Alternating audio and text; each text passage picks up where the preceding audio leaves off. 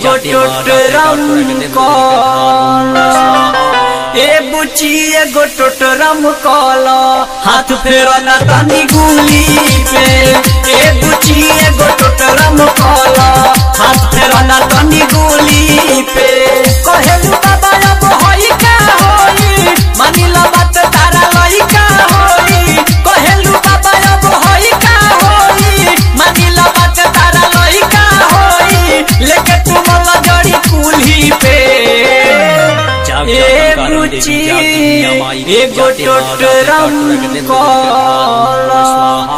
ए बुची एगो टोटरम कॉल हाथ फेरो ना तनी गुली पे ए बुची एगो टोटरम कॉल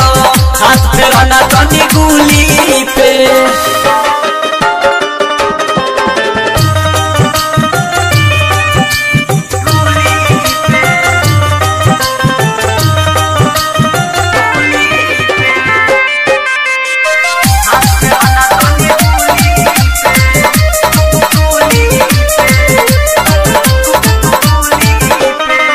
तनी फूलावा चढ़ावो छक पानी के गिरावो तनी फूलावा चढ़ावो छक पानी के गिरावो में अच्छा तो मिला के बुचिया कहतानी जवन कल तनी आगावा से भला जनी एने ओने देखो बुचिया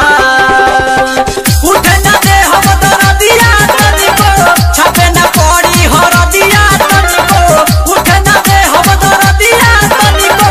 छपे ना पड़ी हरदिया तनी को लेके टूटी को सेनुर मूली पे ए बुची एगो टोटरम कॉल ए बुची एगो टोटरम कॉल हाथ फेरो ना तनी गुली पे ए बुची एगो टोटरम कॉल हाथ फेरो ना तनी गुली पे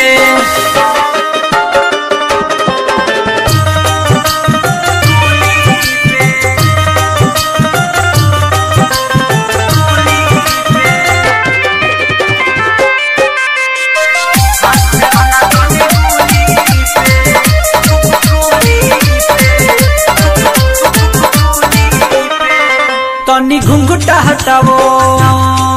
बात बाट का बतावो तनी घुंघटा हटावो बात बाट का बतावो दूर होई परेशानी बुचिया आवो देह कर टाइट हम नाती तोहर हाइट चलो सुध कोई जाओ कुटिया राइटर हरे राम सोनू भी आई है स्टेशन दीप हाथ घंटी बजाई है राइटर हरे राम विकास भी आई है स्टेशन दीप हाथ घंटी बजाई है आज ये बरह बाबा कुली के ए बुची एगो टोटरम कॉल ए बुची एगो टोटरम कॉल हाथ फेरो ना तनी गुली पे ए बुची एगो टोटरम कॉल हाथ फेरो ना तनी गुली पे कुमार रिकॉर्डिंग स्टूडियो मोहम्मदपुर।